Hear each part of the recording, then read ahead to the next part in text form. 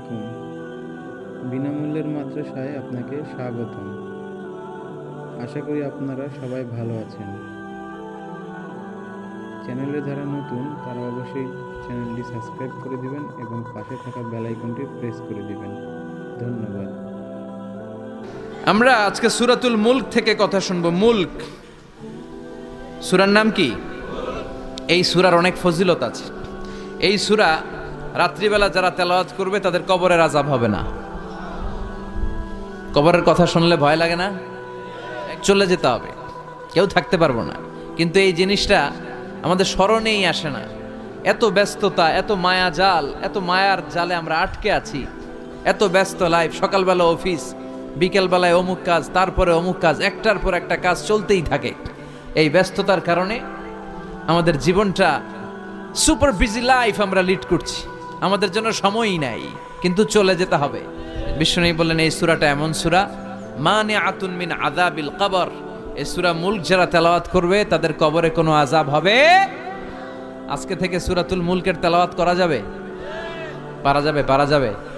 আসেন না নিজেদেরকে একটু পরিবর্তন করি, আসেন না নিজেদের আমলের ঝুলিতে আরো কিছু বাড়াই, নিজেদের আমলগুলোকে সুন্দর করি, নিজেদেরকে আরেকটু পরিচ্ছন্ন করি।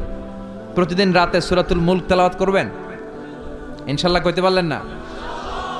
2 নম্বর ফজিলত শাফাআত লি সাহিবিহা। এই সূরা যারা তেলাওয়াত করবে, এই সূরা তেলাওয়াতকারীর জন্য আল্লাহর কাছে সুপারিশ করবে। 3 নম্বর ফজিলত খাসামাত আন সাহিবিহা। এই সূরাটা কিয়ামতের দিন এই সূরার তেলাওয়াতকারীর পক্ষে আল্লাহর সাথে তর্ক করবে, ডিবেট করবে। কতক্ষণ? হাত্তা আদখালাহুল্লাহুল জান্নাহ, যতক্ষণ না আল্লাহ তাআলা এই লোকটাকে জান্নাতি বলে ঘোষণা না দেয়। আল্লাহ যতক্ষণ অ্যানাউন্স করবে he is from paradise, he will enter the paradise, আমার এই বান্দা জান্নাতে ঢুকবে, এই সার্টিফিকেট দেওয়ার আগ পর্যন্ত এই সূরা সামনে দাঁড়ায় আল্লাহর সাথে তর্ক করতেই থাকবে। আবার বিশ্বনবী বলেন মান ক্বারা বিহা ফি লাইলাতিন ফাকাদ আকসারা ওয়া আতাবা। রাত্রিবেলায় যেই ব্যক্তি এই সূরাটা তেলাওয়াত করবে তার রাত্রিটারে বরকতময় করে দিবে কে? এজন্য বিশ্বনবী বলতেন আমি চাই আমার প্রতিটা উম্মতের হৃদয়ে এই সূরাটা গাথা থাক। আমার নবী চাইতেন আমাদের অন্তরে যেন এই সূরাটা মুখস্থ থাকে। আমরা চাই না? 30টা মাত্র আয়াত। কয় আয়াত?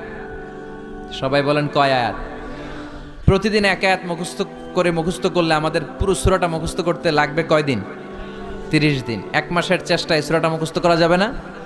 দেবিদ্দারের ভাইয়েরা করা যাবে? আওয়াজ করে পড়েন ইনশাআল্লাহ। এই সূরার মাহাত্ম্য হচ্ছে এই সূরা আপনার দৃষ্টিভঙ্গিকে চেঞ্জ করবে, আপনার চিন্তার জগতে আন্দোলন তৈরি করবে, আপনার চোখকে খুলে দিবে, আপনার ঘুমন্ত বিবেককে জাগিয়ে দিবে।